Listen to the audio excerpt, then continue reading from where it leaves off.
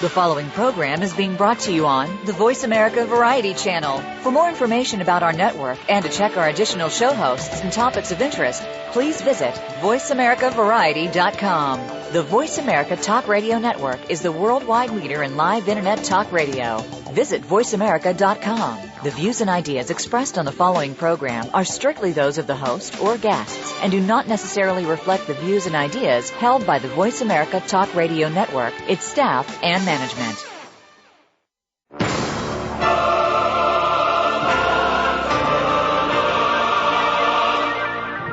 Welcome to Crime Prevention 101 with host Susan Bartelstone. We're so happy you've joined us. Over the next hour, you'll learn the tips, tricks, and vital information that'll help you keep yourself confident and safe. Now, here's the host of Crime Prevention 101, Susan Bartelstone. Good evening, everyone, and thank you so much for choosing to spend a little time with me tonight. And I want to assure you that I'm exactly where I want to be. There's no place else, right here. And tonight, I want to talk about the developing case of shocking the whole country. I'm sure you've heard about it. The alleged, but maybe apparent, child sex abuse case, former Penn State football coach Jerry Sandusky. This case has resulted in all sorts of scandalous allegations, charges of a cover-up, the firing of legendary football coach and president of Penn State, and violent protests by some Penn State students. And with me on the phone tonight, I've got Jennifer Storm, who is a victims advocate from the Pennsylvania Victim Witness Assistance Program, fresh off of an appearance on ABC Nightly News with Diane Sawyer. And she was the first person to call for the resignation of Joe Paterno and Graham Spanier. Then my buddy Irene Zande from the fabulous worldwide self-defense organization Kidpower is stopping by, and she's going to talk to us about 3 strategies for protecting your kids from sexual predators, so you don't want to miss that. And you know what? You better start making out your holiday shopping list because I've got lots of suggestions, great personal safety products. They're going to help keep your loved ones and your friends and your family safe. Got some shopping tips also to keep you safe in the malls and the stores. All right, well, this is Susan Bartelstone. You're listening to Crime Prevention 101. We're coming to you live from the ever-exciting New York City, where they've evicted the Occupy Wall Streeters from Zuccotti Park, and we're all waiting to see what's going to happen next. There is never a dull moment in my hometown. All right, now let's talk about what happened at Penn State, how this could be going on for so long, and what we can do about it. I've got Jennifer Storm, the executive director of the Victim Witness Assistance Program. They have advocated for over 8,000 crime victims, and she just appeared with Diane Sawyer on the ABC Nightly News. Now we've got her here on Crime Prevention 101. Hello, Jennifer. Hi. Thank you for having me tonight. Such a pleasure to have you. And let's go back to the beginning for those of my listeners that aren't fully up to speed on what's happened at Penn State. Are you close to Penn State, by the way, where your program is? I am. I'm about an hour and 20 minutes away, and I actually went to college there, so I'm very familiar with Penn State. I see. So you're kind of right in the thick of it, I bet. Absolutely. Well, talk about what happened, what this case is about. Sure. There was an investigation that began in 2008 by the Attorney General's Office of the Commonwealth of Pennsylvania based upon allegations from a mother whose child brought forth allegations against Jerry Sandusky. And actually, these allegations came from Clinton County, where a wrestling coach actually walked in on Jerry Sandusky with a young person on a wrestling mat. That sparked an investigation. Another eyewitness. Yes, another witness. Yes. Oh. That sparked that family to go to the authorities, which then kicked off this investigation. As you can read in the grand jury presentment, that led to other witnesses coming forward. I think the most compelling that we've obviously heard and that's been talked about the most is the assistant coach, Mike McQuarrie, who gave a very graphic, horrific eyewitness account of Jerry Sandusky raping a 10-year-old boy in the showers of the Pennsylvania State University's football locker rooms. And this took place back in 2002. That allegation was from 2002, yes. In the grand jury presentment, there are allegations from as far back as 1998. And the wrestling coach that found this person on the mat with this child, what year was that from? That was from 2008. Oh, so that was pretty recent. Yeah, and that's what sparked the investigation. Absolutely, it was that brave young boy who came forward and then divulged more to his mother after that witnessed account occurred. That got the AG's office involved and really kicked off this investigation, which led to the 40 counts, the 40 indictments against Jerry Sandusky that the Attorney General Linda Kelly presented. Gosh, almost 2 weeks ago already. It took 3 years. My God. Yeah, it did. An investigation. There's been a lot of speculation and questions as to why this investigation took so long, and there probably were some possible missteps, and there's a lot of investigations going on. Investigations do take a really long time, and when you have this much testimony and you have this many witnesses, and when you have a high-profile case of this nature, I truly believe that the Attorney General's office did the best they could in terms of trying to make sure they had every single duck in a row before they came down with these 40 indictments. All right, so you think, well, I know that there's 8 victims so far that we know of. Have more come forward since I heard that figure? Yeah, there are 8 in the presentment, and we have heard, and there have been reports all over that there are absolutely more victims coming forward. So I'm sure that there's more than 8 victims. This has been going on, and he's been involved. And this fellow Sandusky, he actually has a foundation where he does. Since 1977, I think I read. So. Yes. He founded the Second Mile in 1977, and it was originally basically a place for at-risk boys. And it was a place to help build self-esteem and to mentor young people who were at risk, identified as at risk. And originally it was only for boys. It was then opened up and it became a co-ed organization. But yes, I think that logic can only dictate that this abuse could easily go back as far as the 1970s. Easily. And yeah, I'm sure of it. And then not only that, but he's also adopted and fostered quite a number of young boys.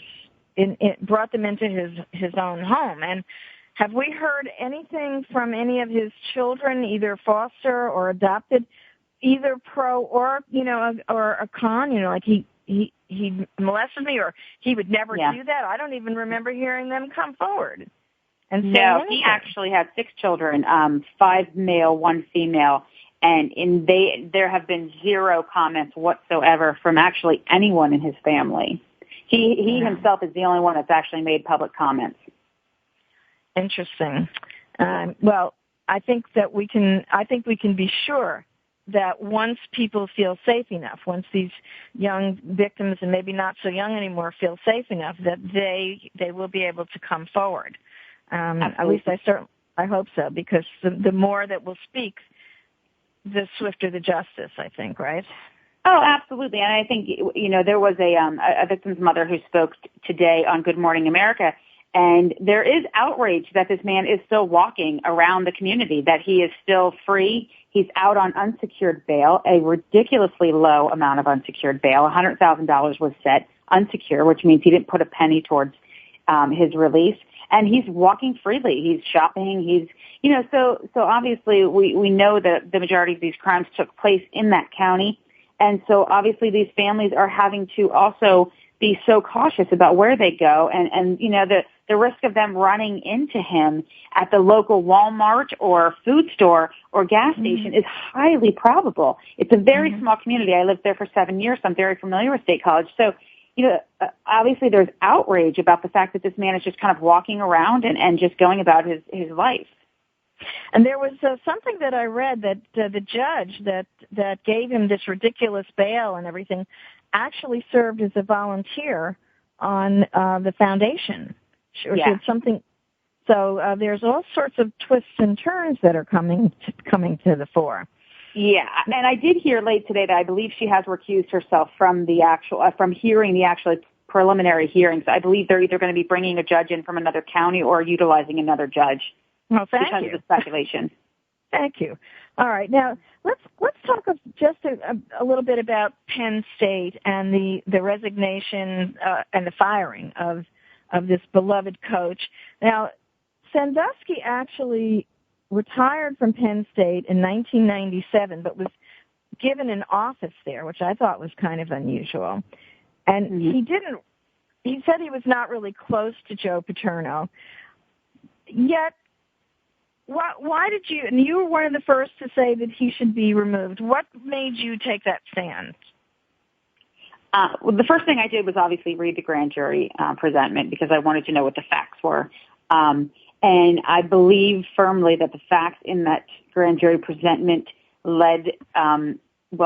stated that Joe Paterno was indeed informed in 2002 by Mike McQuarrie that Mike McQuarrie witnessed this brutal act of rape in the showers of Joe Paterno's football locker rooms in the showers, and he failed to act.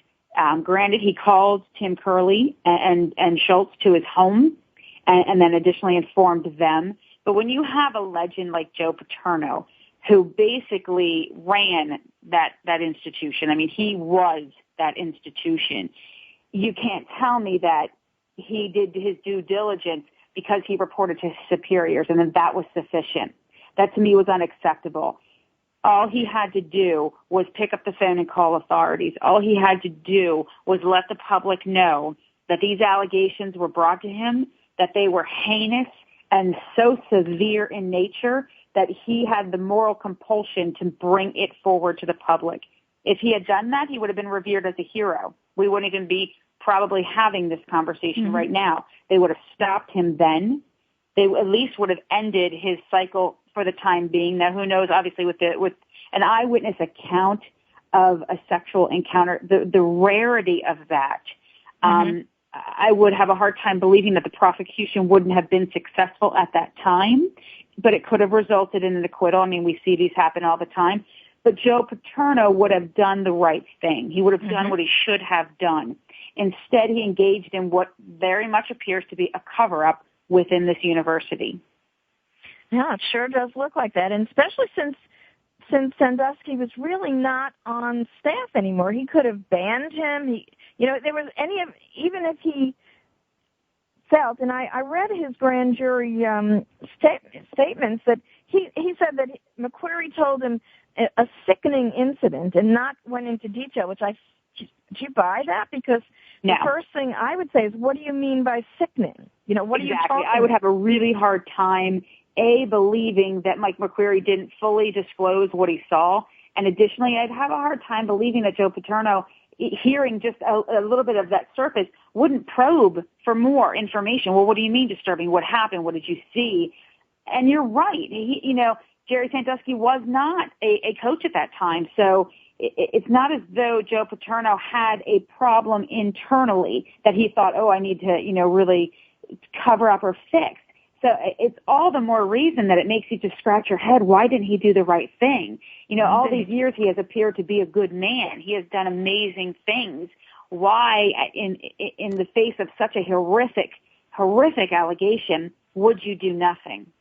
Yeah, exactly.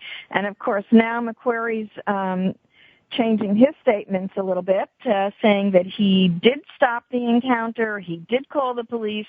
I don't know if that's true, then there would be reports of that. But I tell you what, Jennifer, listen, let's stick around with me. We're going to talk more about this. We've got to take a quick pause.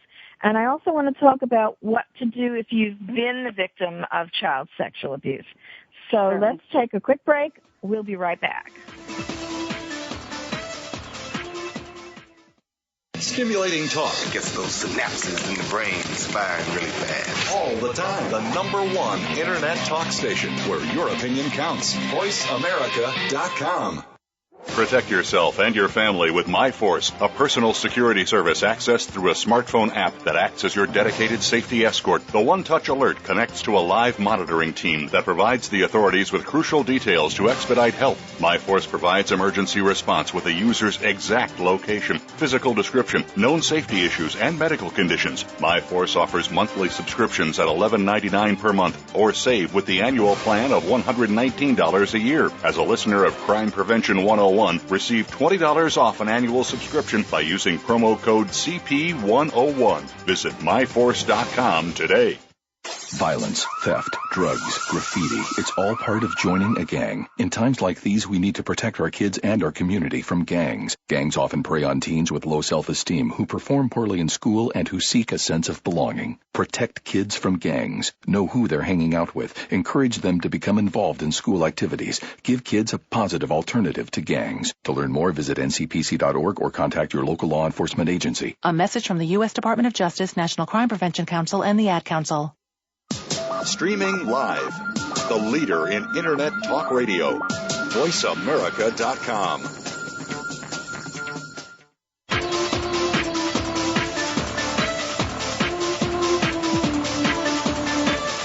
You're listening to Crime Prevention 101 with Susan Bartelstone. We invite you to share your stories, tips, or suggestions for topics you'd like us to cover, and Susan will address some of these on future shows. Send your story or idea to solutions@fightsafe.com. That email address again is solutions@fightsafe.com. Now, back to Crime Prevention 101 with Susan Bartelstone. Hello again. Yes, we are back. This is Crime Prevention 101, where we've got an optimistic perspective on a very sober subject. And don't forget that you can check me out on Twitter. It's at Crime Prevent 101. I'm on Facebook, Susan Bartelstone. And before we go back with Jennifer Storm, I want to just tell you a quick shopping tip because I know it's coming. It's right around the corner. If you are shopping with rambunctious little children, you want to know what procedures your favorite stores and shopping malls use if a child goes missing.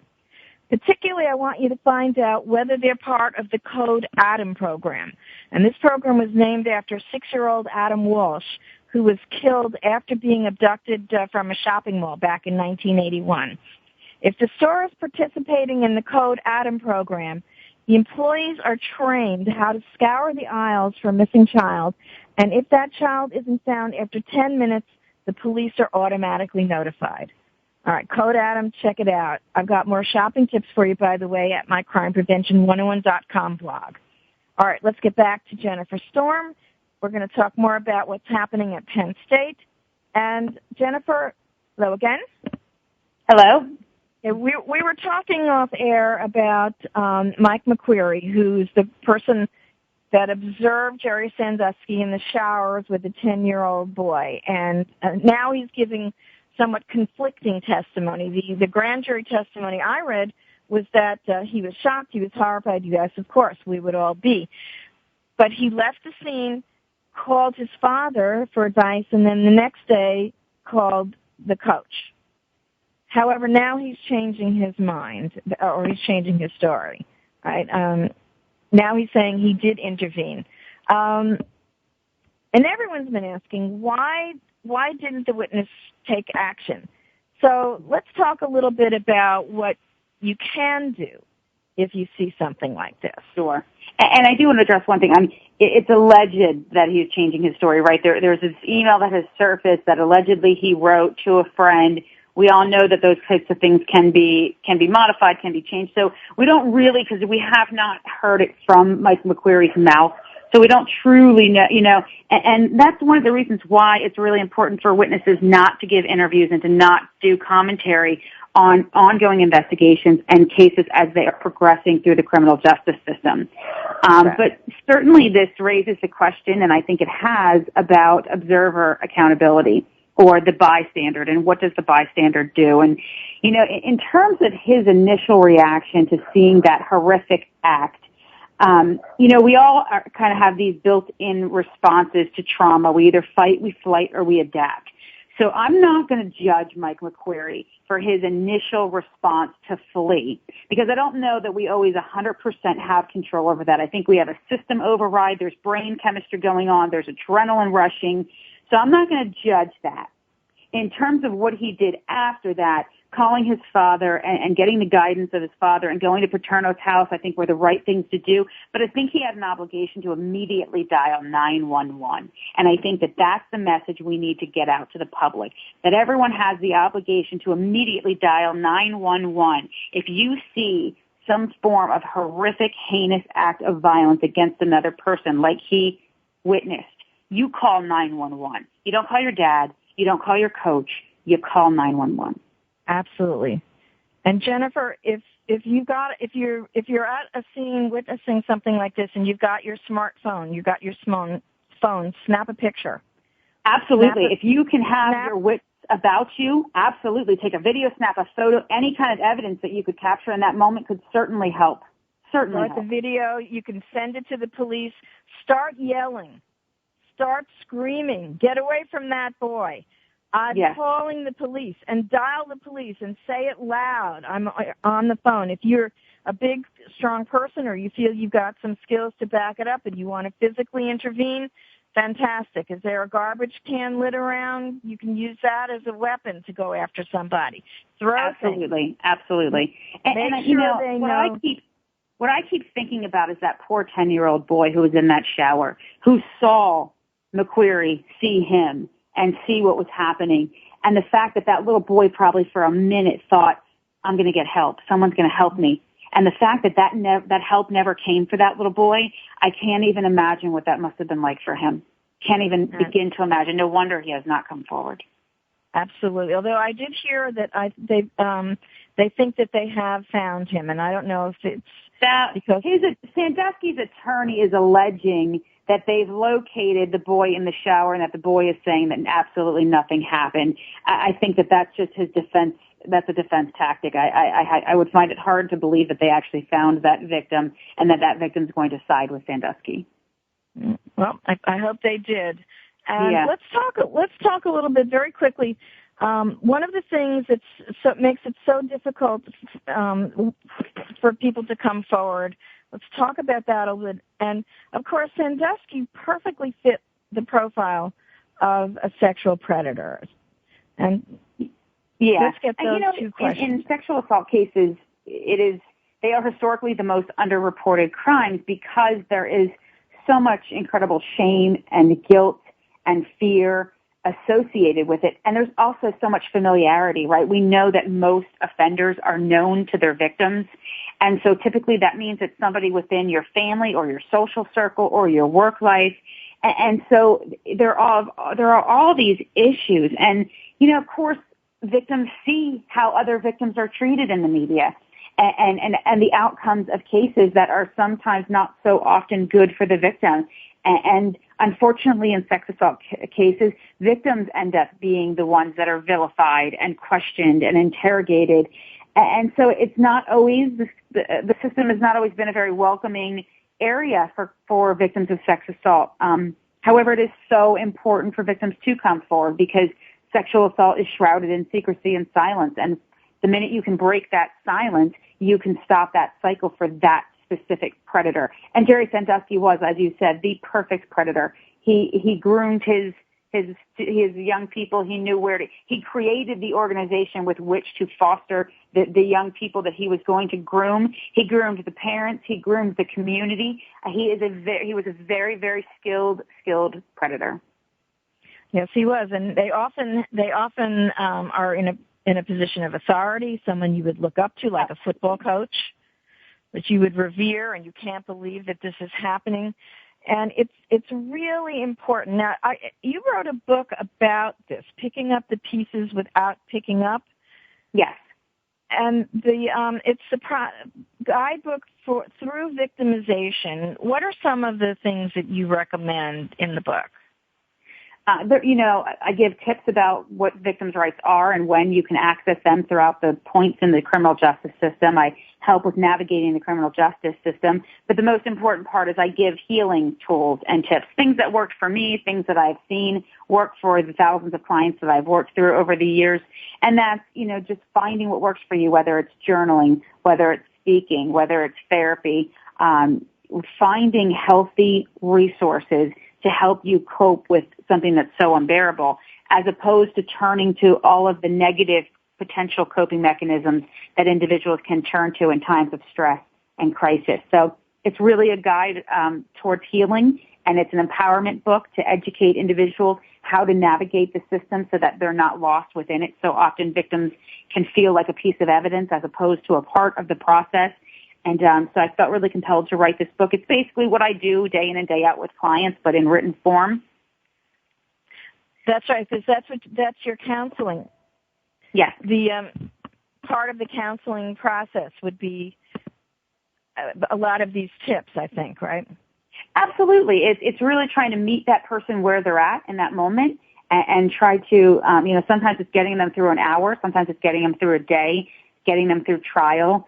Getting them through the different kind of points within the system should they end up within, prosecuting and within the system and educating them and empowering them so that they feel prepared. One of the biggest things for crime victims is, you have this complete sense of loss of control. And so to have as much information and be as engaged as you possibly can about the criminal justice process, it helps to regain a little bit of that control. So they know what's going on, they feel included, they feel a part of, and they feel like their voice matters, and that's really important.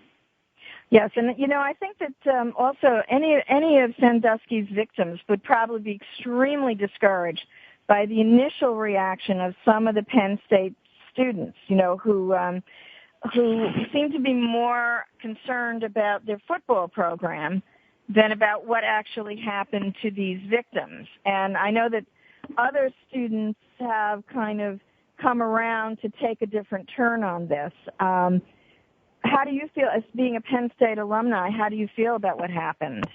I think I know the answer, but... Yeah, you run the gamut of emotions. I think in the beginning when the story broke, I was deeply ashamed and disappointed in the institution that I went to. When I saw the riots, I was angered. I was frustrated. But then when I saw the vigil, then I remembered what I loved so much about Penn State, and that was that there is an enormous amount of compassion, and there are incredible faculty and staff and students that attend that institution that should not be blamed for these adults who made poor decisions.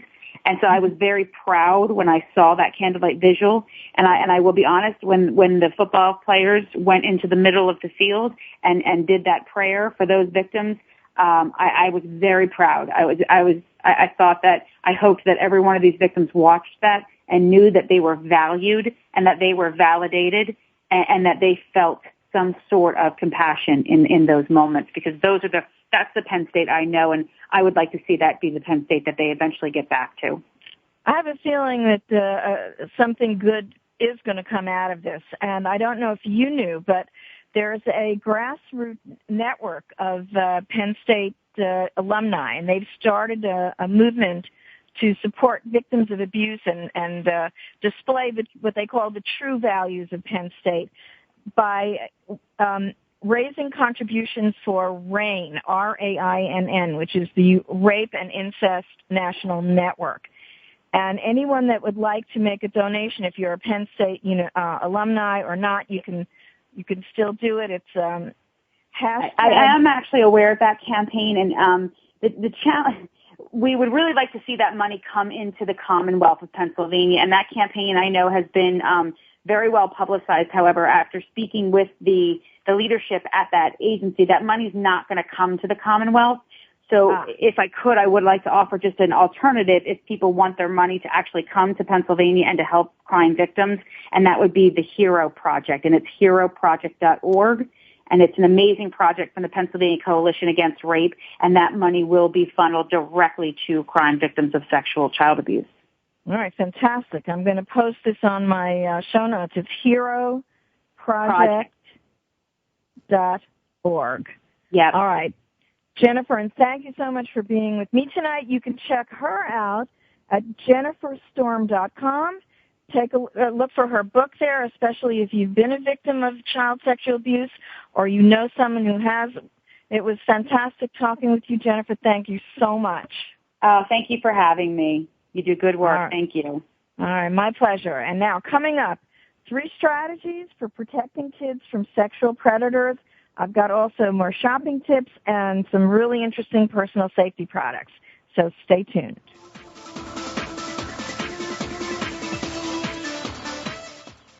Talk, talk, talk. That's all we do is talk.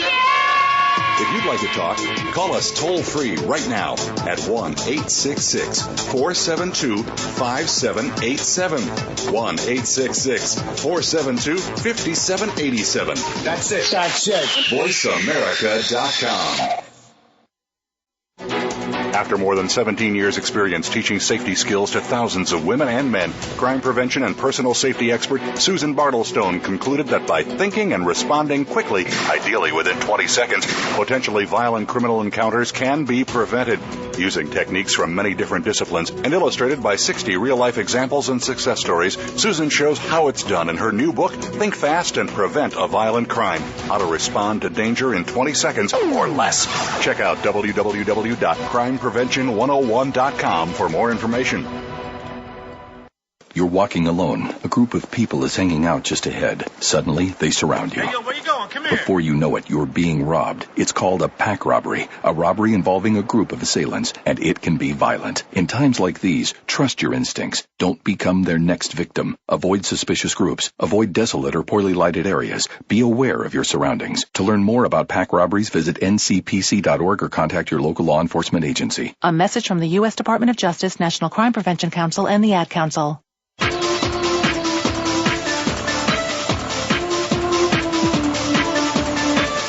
You're listening to Crime Prevention 101 with Susan Bartelstone.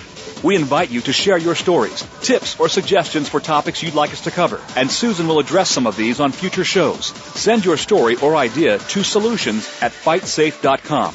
That email address again is solutions@fightsafe.com. Now, back to Crime Prevention 101 with Susan Bartelstone. Hello again. Yes, this is Crime Prevention 101, and don't forget that we are available on iTunes, so we can be with you wherever you are.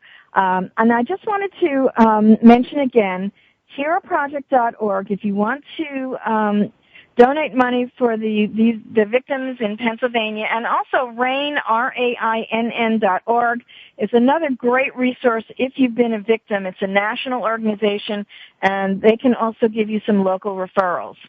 All right, now, more than 20 years ago, Irene van der Zande stood up to a man who was threatening to harm her children, and she stopped that attack using her guts and her instincts.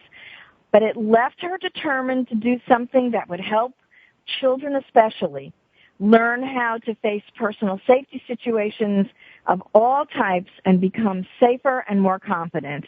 And to that end, she co-founded the Kidpower Self-Defense Organization, and she serves as its executive director. And Kidpower has taught more than 2 million women, men, teens, and children. It has centers all over the United States. It's got international centers, Canada, New Zealand. We're going to talk about that New Zealand center tonight. She's a frequent guest with us on Crime Prevention 101. Irene, great to have you back. I'm happy to be here. It's always terrific. And we had a little misconnect last time, so I now get to talk to you this time. Oh, I'm so glad. All right. Now, every time you come on, I always ask the total. How many centers and affiliates have we got right now, November 2011, for Kidpower? We've got about 24 centers and affiliates, and we've got people teaching our classes or skills from our program probably in over 100 countries now, not as certified instructors with us, but through the sharing programs that we do, such as the Healthy Relationships online program. Indeed. We're going to talk about that one because I think it's just so extraordinary. But We were talking earlier on the show about what happened at Penn State, and I know that you're aware of this. And, we were saying Jerry Sandusky, the alleged perpetrator, sure fits the profile, right, of a pedophile. Yes, he does. He, ingratiates himself with children, and he's in a figure of authority, and he picks on vulnerable kids. He was dealing with kids that had trouble, and these are just ripe to be victimized. What's your take on this? Well, what we tell people say, so tell me what a child molester might look like. And I always say, let's just look in the mirror, because a child molester looks just like anybody else in terms of, because people are looking for some sort of a mark on somebody that'll say danger, and most of the adults who choose to do great things with kids are really good people, and they want to help. But when somebody is a coach or a youth group leader or a religious leader or a big brother, big sister or a child therapist, they all are, they could all legitimately have relationships that are tremendously important, but that creates a real vulnerability with the kids, because these are such positions of trust. And what we tell parents is, don't trust somebody just because they're part of a reputable institution or church or school. Really check that person out for yourself, and trust your intuition if anything feels uncomfortable to you. And really watch out for somebody which is what I think he did, is just single out certain kids for special attention and private relationships, or who's trying to be alone with kids without other adults there, because that's something that is a sign of danger. Absolutely. All right. And you've done a lot of writing about this. Let's talk about the 3 strategies for protecting your kids. And I see. Okay. Well, the first one I just addressed is make sure you really know who's in charge of your kids, and don't just trust blindly. Absolutely. Not their position, not the institution. It's our job as caring adults to do this for ourselves. And if you're within the institution, then you don't just automatically trust that somebody is a good guy because he acts like a good guy with you. Absolutely. One of the interviews I heard was somebody, I can't remember his, well, I don't think he gave his name, but he was, one of the kids who was tremendously helped by this charity and heartbroken. But the problem is that, child molesters, so that brings you to point number 2, teach kids not to keep secrets about problems, touch, presents, or favors. Because abusers really, most of them, and in this case clearly is what he did, is they cultivate strong relationships. I mean, the victim number 1's mother was saying he just couldn't imagine saying anything bad. And they test a child's boundaries. This book, Conversations with a Pedophile, if you've not read it, it's quite incredible. It was written by an art therapist who encountered this man in prison, who's hopefully in prison for the rest of his life. And he had abused over 1,000 boys. And he was the one who the parents said, please take my child, because he was so wonderful with them. And he would do things like, because he was a part of church groups, is he'd say a swear word and then say, oops, I just said a bad word. Please don't tell your parents, because then we couldn't have fun anymore. And then he'd target the boys who was sure wouldn't tell. Interesting. And they do call that grooming, which Jennifer Storm was talking about. What was that book again? It's called Conversations with a Pedophile. Conversation with a Pedophile. All right. So, he just says, listen to your kids. And of course we teach that. Lots of people teach that. Really get kids into the habit of talking with you, and that I think we're not going to keep problems a secret or touch a secret. Ask kids every once in a while, is there anything you've been wondering or worrying about that you haven't told me? And then listen to the answers without either, because sometimes kids might say something that seems really silly from an adult perspective, but we just want them in the habit of telling us what they're thinking. And you'd have to start young with these kids because, 10 years old, we've uncovered this victim, but they start them much younger. Yes. So yes. You really as need soon as, we want kids, this is good advice, even if the issue isn't child abuse. It's just somebody having different standards of safety than you do. One really tragic story here, was a mother who's the caregiver let the child run ahead of her onto the train tracks and be killed. And it's just you need to really know what's happening with your kids, and you can't assume. And then once the kids can talk, then you get into the no secrets. And then the third one is to put safety first. Our founding principle is that the safety and self-esteem of a child are more important than anyone's embarrassment, inconvenience, or offense.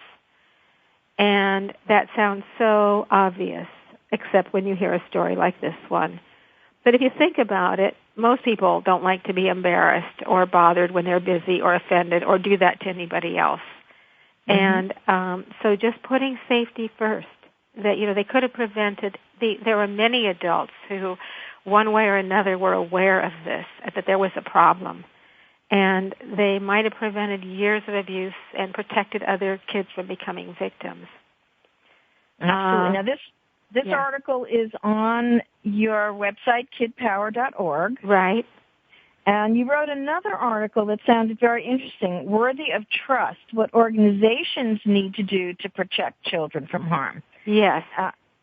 That's also on the website.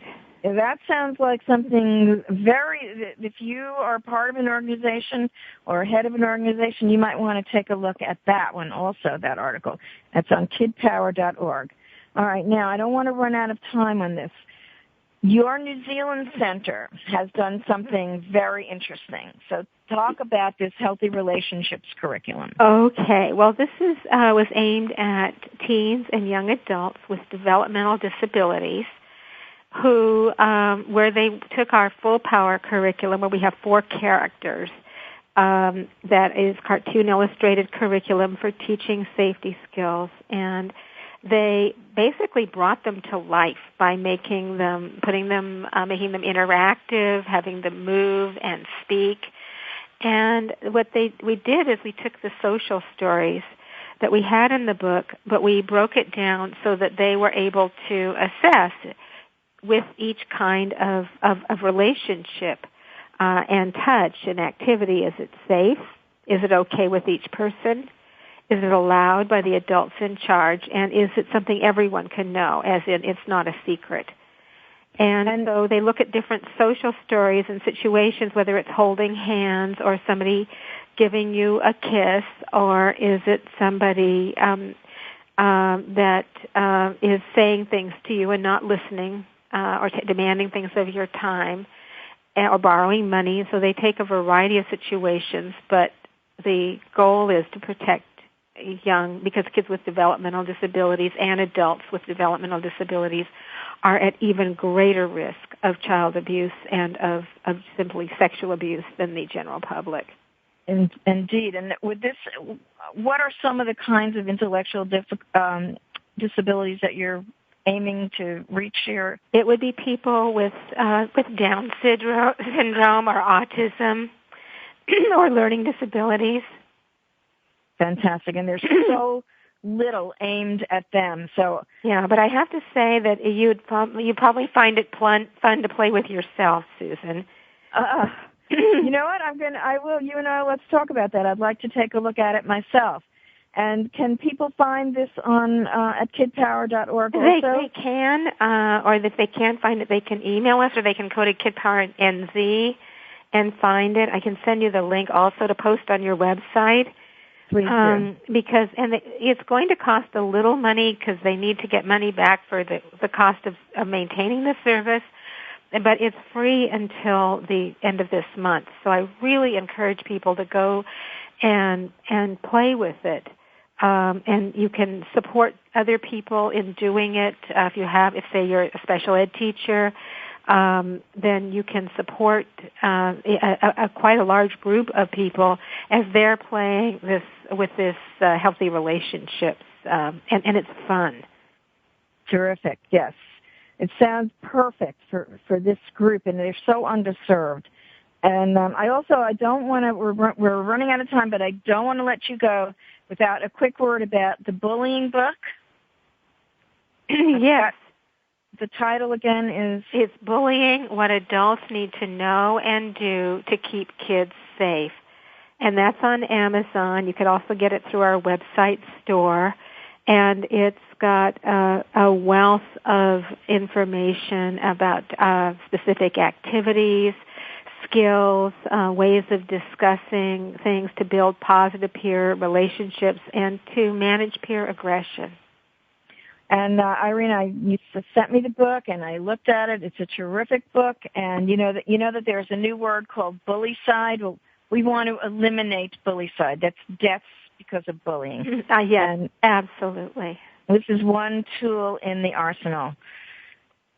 Well, Irene, great as always to have you on. You know that I'm going to have you back very soon. Well, I'd love to come back, and thank you, Susan. The work you do is so important to give people information. You tackle hard issues, and you do it really well. Thank you so much. All right. We're getting ready for a quick pause. Get out your shopping list, because when we come back, I've got some unique personal safety products to tell you about. I think you're going to be really interested in them. Don't go away. Talk, talk, talk. That's all we do is talk. If you'd like to talk, call us toll-free right now at 1-866-472-5787. 1-866-472-5787. That's it. VoiceAmerica.com. Protect yourself and your family with MyForce, a personal security service accessed through a smartphone app that acts as your dedicated safety escort. The one-touch alert connects to a live monitoring team that provides the authorities with crucial details to expedite help. MyForce provides emergency response with the user's exact location, physical description, known safety issues, and medical conditions. MyForce offers monthly subscriptions at $11.99 per month, or save with the annual plan of $119 a year. As a listener of Crime Prevention 101, receive $20 off an annual subscription by using promo code CP101. Visit myforce.com today.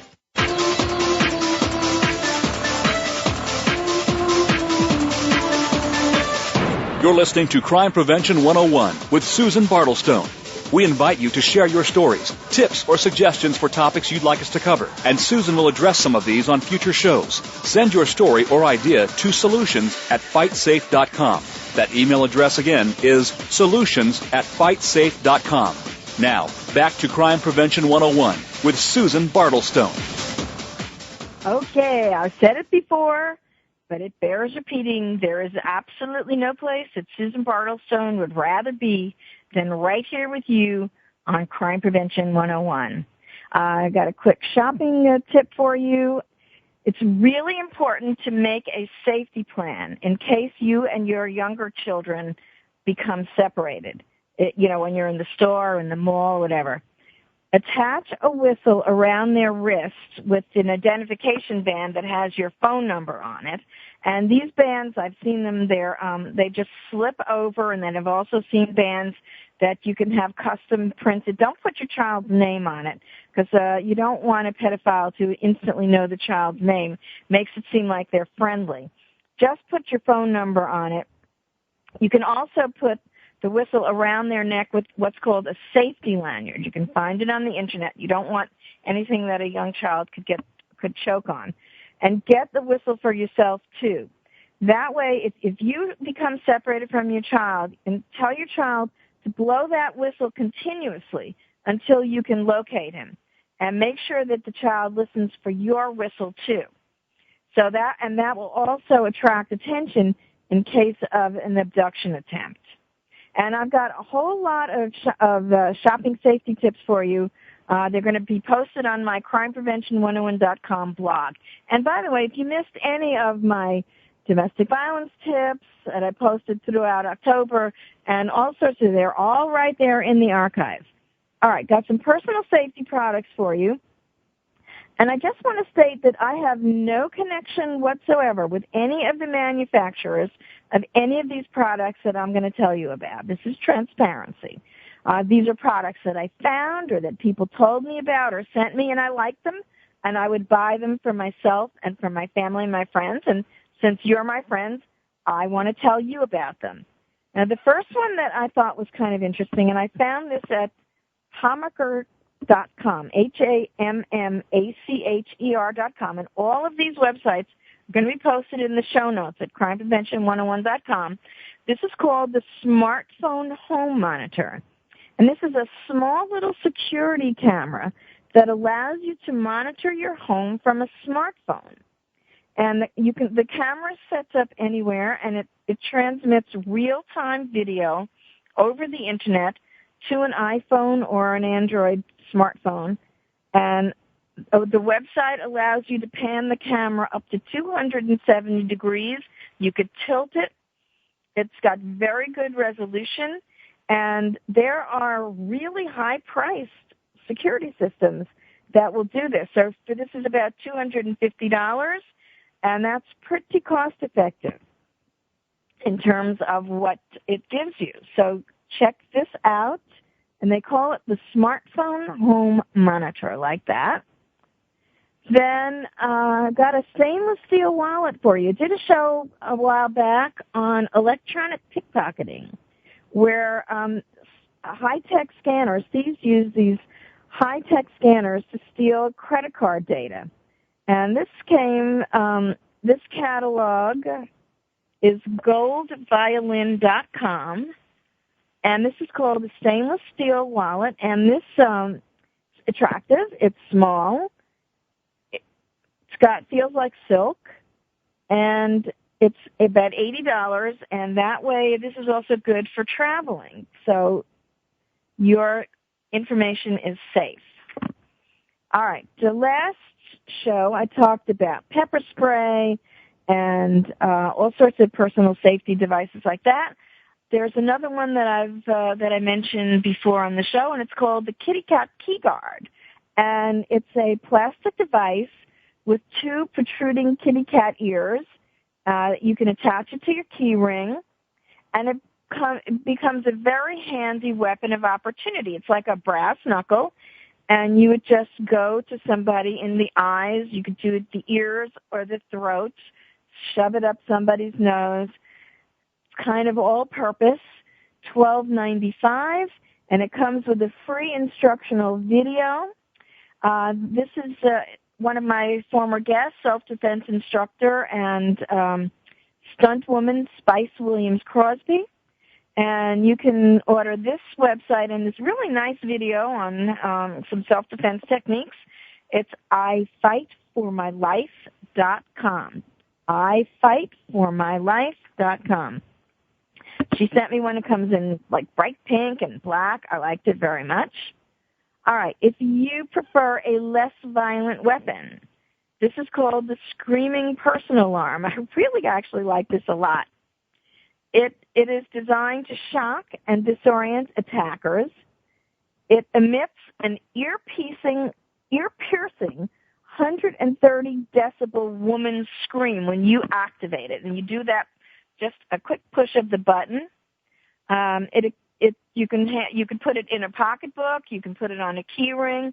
It's actually attractive. There's a number of designs, very small, but it's a very loud woman screaming, and that's going to attract attention. Sometimes when you're frightened, you can't scream. Well, the Screaming Personal Alarm will scream for you. And let's see, I think it was about $20, and it's corporatetravelsafety.com. Screaming Personal Alarm. I like this one a lot. Couple of fun things, like fun in air quotes. The Fuzz crime scene scarf. It looks like the yellow and black tape that cordons off a crime scene. This is about $17. CuriosityOnline.com. CURIO CityOnline.com. I thought that was cute. And you also, the black and yellow crime scene Band-Aids for $4.80 at wastesomecash.com. Wastesomecash.com. All right, I'm going to post all this on crimeprevention101.com blog with all those websites. And you know what? That's a wrap for tonight. Have more for you next week and up through till the last shopping date you can get. Don't forget that we love to hear from you. I want you to send me your comments. Post them on crimeprevention101.com. Let me know if you read any of the books I talk about on the show or if you like any of the products that I've told you about. And you know what? Don't forget to tell your friends about us. We want them to be part of the movement, too. You and I are going to be doing this again next week, same time, same internet. It'd be a crime not to listen. So stay tuned and stay safe. We hope you got some useful information and inspiration this week on Crime Prevention 101. Susan Bartelstone invites you to join us again next Wednesday at 5 p.m. Pacific and 8 p.m. Eastern Time here on Voice America. If you want to learn more about Susan's guests, sign up for her newsletter, or find out about upcoming teleseminars and workshops, go to www.crimeprevention101.com today. Have a great week and a safe week.